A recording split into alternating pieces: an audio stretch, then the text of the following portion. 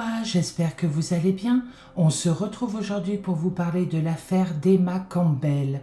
Elle a disparu en Nouvelle-Zélande en 2010. 1er mai 2010, à Port Hills, près de Christchurch, la capitale de l'île du sud de la Nouvelle-Zélande. Elles sont les restes de l'ancien volcan Lyttelton. Port Hills est une série de collines prisées des promeneurs et vététistes. D'une hauteur d'environ 500 mètres, Port Hills est le lieu le plus élevé autour de Christchurch, qui est une ville très plate. Pour rallier Port Hills depuis la capitale, il faut emprunter la Deers Pass Road, une route qui serpente dans les collines. Emma Campbell, 29 ans, a quitté sa maison à Brigg, près de Christchurch, en Nouvelle-Zélande, vers 5h20 le samedi 1er mai 2010. Et s'est rendue à la station-service Shell à Riccarton Road, où elle a acheté de l'essence pour sa voiture vers 5h30. 1er mai 2010, vers 7h du matin, une voiture de police qui patrouille sur la Deer Pass Road repère par hasard une voiture Toyota Corona bleue, arrêtée dans les broussailles, à quelques mètres en dehors de la route.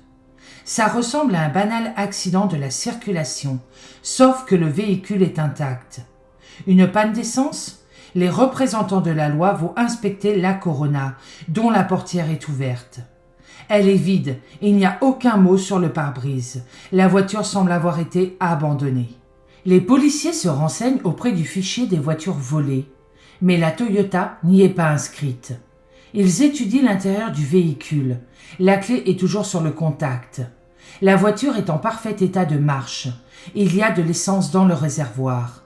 Les policiers tâchent de comprendre ce qui a pu se passer.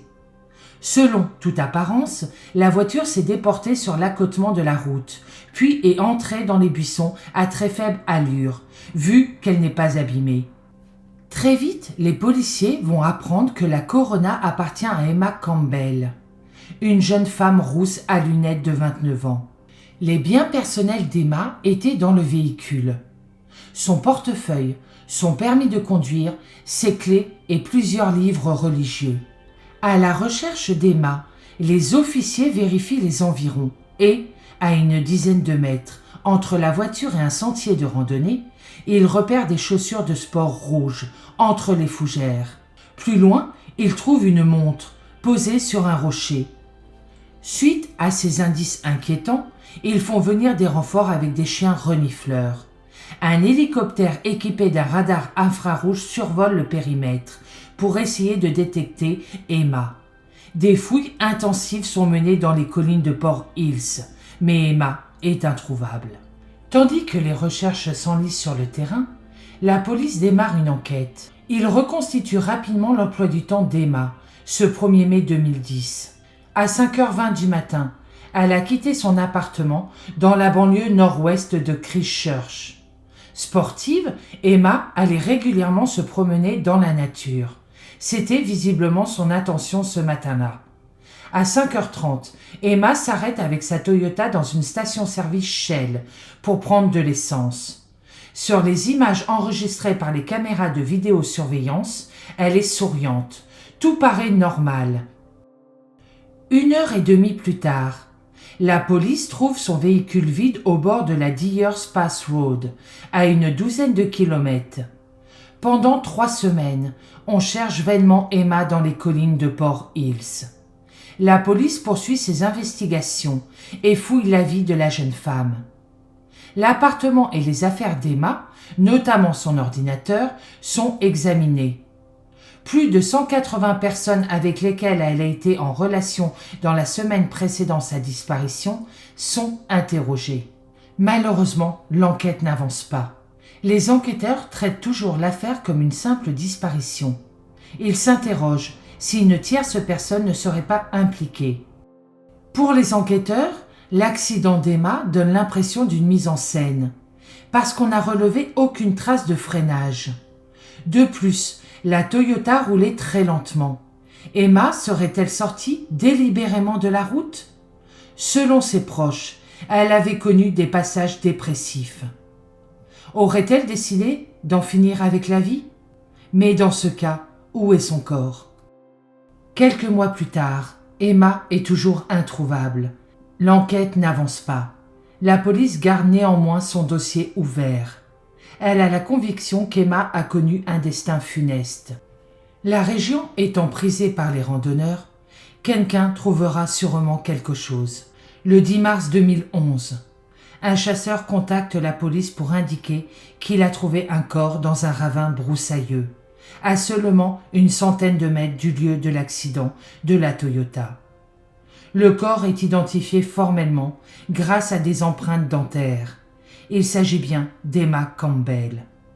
Elle porte les mêmes vêtements que ceux filmés sur les caméras de vidéosurveillance le 1er mai 2010, ce qui signifie qu'elle est certainement décédée peu de temps après.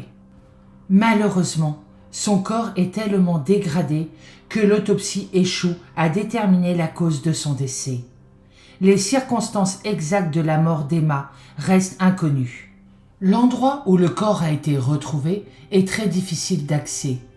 Et c'était vraiment un pur hasard que le chasseur ait trouvé son corps, a déclaré un des enquêteurs. Compte tenu du terrain, il n'est pas surprenant que le corps n'ait pas été retrouvé avant, lors des recherches précédentes. Plusieurs détails de l'affaire révèlent des faits étranges. C'est vrai qu'à première vue, cela ressemble à un acte délibéré. Aurait-elle mis fin à ses jours ? Mais pourquoi ? Rien ne présageait qu'Emma allait commettre l'irréparable ce matin-là, si l'on en croit les images de vidéosurveillance de la station-service. La jeune femme souriait. Aussi, qu'est-ce qui a causé cet accident de la route très inhabituel ? Pourquoi n'a-t-on pas retrouvé le corps d'Emma après la découverte de sa voiture ? Vu les moyens humains et technologiques considérables mis en œuvre pendant 3 semaines, il est anormal que les secours aient loupé un corps à moins de 100 mètres du lieu de l'accident. C'est vrai qu'elle a été retrouvée dans un endroit pratiquement inaccessible.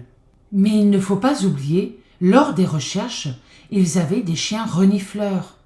Sans compter qu'un corps émet de la chaleur pendant plusieurs jours. Il aurait dû être repéré par les radars thermiques. Autre indice troublant, pourquoi Emma a-t-elle enlevé ses chaussures et surtout sa montre ?